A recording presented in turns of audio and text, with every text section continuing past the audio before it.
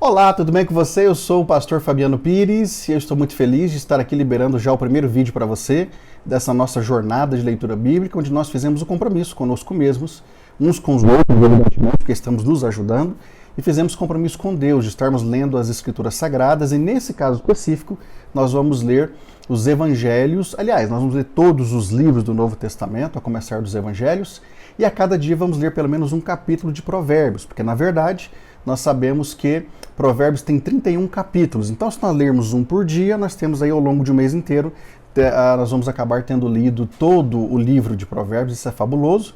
Então, enquanto estamos buscando conhecimento da parte de Deus por intermédio do Novo Testamento, buscamos sabedoria através de Provérbios para aplicar esse conhecimento. E hoje eu quero falar um pouquinho com você sobre o Novo Testamento. É claro que essas informações sempre serão muito resumidas, a fim de que nós possamos realmente ir aos poucos construindo, não é, essa base de conhecimentos que é tão necessária para nós que somos cristãos professos. Bem, com relação ao Novo Testamento, é mais que evidente que você deve saber, ela é a segunda porção da Bíblia. A Bíblia é composta de duas porções, Antigo Testamento com 39 livros e Novo Testamento com 27. Então a Bíblia cristã ela tem 66 livros e o Novo Testamento está dividido em 4 porções. Então a primeira porção é chamada de Evangelhos e nós temos 4 evangelhos compondo essa primeira parte. Seria Mateus, Marcos, Lucas e João. Depois nós temos uma segunda parte que chamamos História, ou livro histórico, que seria Atos dos Apóstolos. Depois nós temos uma terceira porção, que seria justamente as cartas ou epístolas. E as cartas ou epístolas são subdivididas num outro grupo, onde nós temos uma primeira porção com 13 epístolas ou 13 cartas, chamadas de cartas paulinas, e depois nós temos uma outra fração de 8 cartas chamadas de universais ou gerais, que dão para nós aqui também uma visão extraordinária da vontade de Deus para a nossa vida. Então essa primeira subdivisão, não é, dessa terceira divisão do Novo Testamento, que seriam as cartas de Paulo, nós temos aqui Romanos, 1 e 2 Coríntios, Gálatas, Efésios, Filipenses, Colossenses, 1 e 2 Tessalonicenses, 1 e 2 Timóteo, Tito e Filemão. Depois, na outra parte, nós temos Hebreus, Tiago, 1ª e 2ª de Pedro, 1ª, 2ª e 3ª de João e Judas.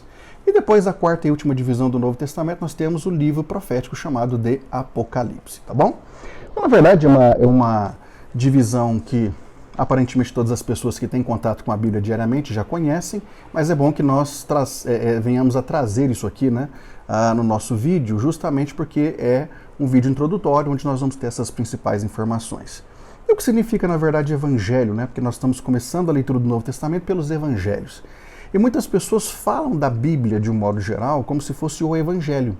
E o que significa evangelho? Evangelho significa boas novas. É por isso que quando nós afirmamos, bom, nós estamos pregando o evangelho, na verdade nós estamos anunciando a salvação em Cristo Jesus. Então, na verdade, é muito interessante que você entenda que evangelho é o anúncio das boas novas de salvação em Cristo.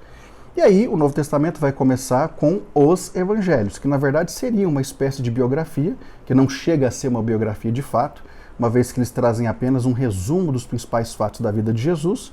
Todos nós sabemos aí pela história que ele viveu aproximadamente em torno de 33 anos, ou um pouquinho mais.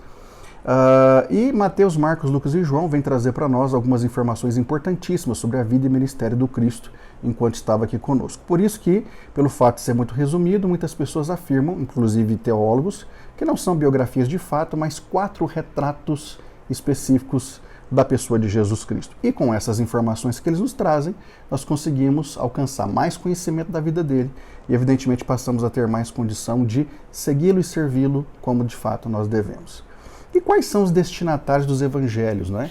Quando nós estudamos a Bíblia, nós ficamos sabendo que cada evangelista escreveu um evangelho para um público definido. Então, por exemplo, Mateus escreveu especificamente para judeus, tanto é que no contexto daquilo que ele escreveu, nós vamos ver que, inclusive no que se relaciona à parte litúrgica da vida realmente espiritual daquelas pessoas a quem estava destinado o evangelho, ele vai até de modo profundo em alguns ensinamentos.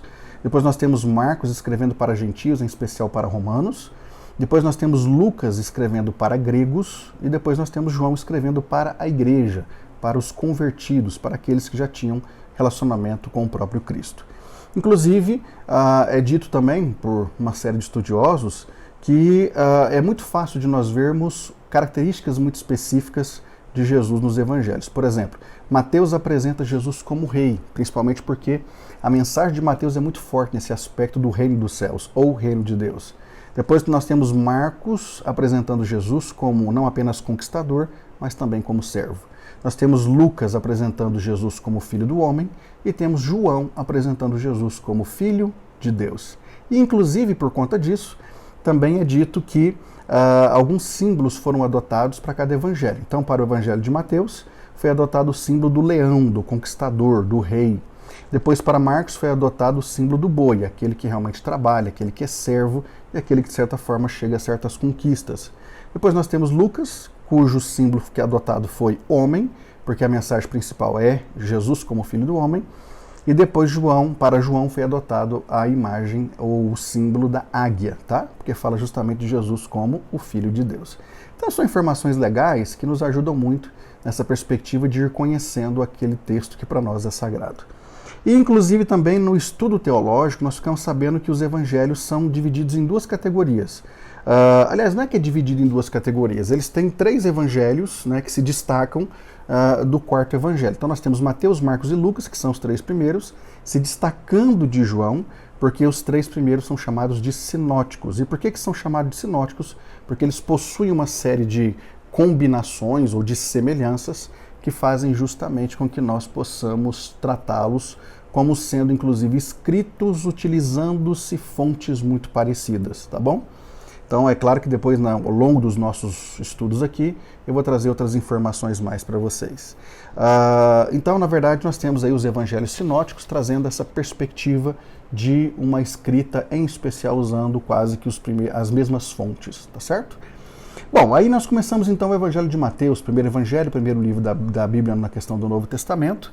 E quando você entra na perspectiva do estudo de Mateus, você percebe nos seus 28 capítulos, inclusive Mateus tem 28 capítulos e 1071 versículos, que inclusive nós já lemos agora nessa primeira fase. E você vai ver que nesse evangelho nós temos uma estrutura muito pronta, razão pela qual é o evangelho que as pessoas mais se utilizam para ensinamentos práticos, porque Jesus deu muita ênfase nessa questão do ensino, e quando nós vemos, por exemplo, aquilo que foi escrito pelo evangelista, você vai perceber, como eu falei anteriormente, que ele dá muita ênfase na questão dos costumes judaicos. Tanto é que desde a questão da liturgia, das festividades, e daí por diante, né, inclusive das ofertas. Então ele escreve com muita naturalidade sobre isso, porque ele sabia que os judeus, evidentemente, já conheciam essas questões. O autor é Mateus, que na verdade tem o nome de Levi, não é? A Bíblia o chama de Levi, mas ele é chamado também de Mateus o publicano, porque ele fazia parte da classe dos cobradores de impostos, portanto era uma pessoa muito odiada, em especial antes do encontro que ele teve com Cristo. E ele é oriundo da cidade de Cafarnaum, tá bom? Bem, segundo alguns estudiosos, é muito possível que esse Evangelho de Mateus tenha sido escrito mais ou menos entre os primeiros 70 e 80 anos da nossa era cristã, portanto ficou aí, evidentemente, né, no primeiro século, que na verdade todo o Novo Testamento foi escrito nessa época, mas especificamente Mateus entre 70 e 80 anos já da nossa era cristã. E a ênfase principal, conforme eu disse também, é o reino dos céus. Agora, quais são algumas características importantes desse evangelho para você anotar aí? Primeiro, Mateus é a ponte de ligação entre o Antigo e o Novo Testamento. Então é muito legal, porque quando você encerra o Velho Testamento, o Antigo Testamento com Malaquias, o próximo livro já é Mateus, iniciando o Novo Testamento, a Era da Graça ou Dispensação da Graça. Mateus, evidentemente, foi escrito em grego, em especial aí voltado para o dialeto koiné. O escritor, segundo o que dizem, usou algumas fontes orais escritas, e na sua escrita ele sempre mostra Jesus como um homem de ação, um homem de muitas prédicas, de muitas falas, como um mestre por excelência, que inclusive usou uma figura de linguagem muito interessante, né? E Mateus traz muito isso no seu evangelho, que são as parábolas, né? Então foi muito legal. Mais de 60% desse texto dos 28 capítulos de Mateus é destinado ao ensino. Seu foco é o reino, né? Nesse caso o reino dos céus, o reino de Deus, e nota-se, evidentemente, uma certa necessidade do evangelista de provar para o seu público-alvo que Jesus era o Cristo, justamente porque os judeus tinham uma outra perspectiva, e inclusive eles ficaram meio decepcionados, né, com a maneira como Jesus veio ao mundo, mas na verdade Mateus traz um texto assim muito contundente, mostrando de fato quem era o Cristo. Inclusive, ele é o único evangelista que menciona a palavra igreja, e ele tem também uma forte tendência a estar sempre trazendo para a sua escrita algumas informações escatológicas que para nós também são muito importantes. E quais são as principais mensagens, se a gente pode dizer isso? Bom, nós temos o grande sermão de Jesus, Mateus 5, 6 e 7, chamado Sermão do Monte ou da Montanha. Depois nós temos o capítulo 10, a comissão dos apóstolos, né, quando ele chama e envia esses apóstolos. As parábolas do reino no capítulo 13, as lições sobre perdão no capítulo 18, as acusações de Jesus contra os fariseus no capítulo 23 e o discurso profético no Monte das Oliveiras, que pega aí os capítulos 24 e 25. Então, essas mensagens realmente têm uma tônica bem específica no Evangelho de Mateus.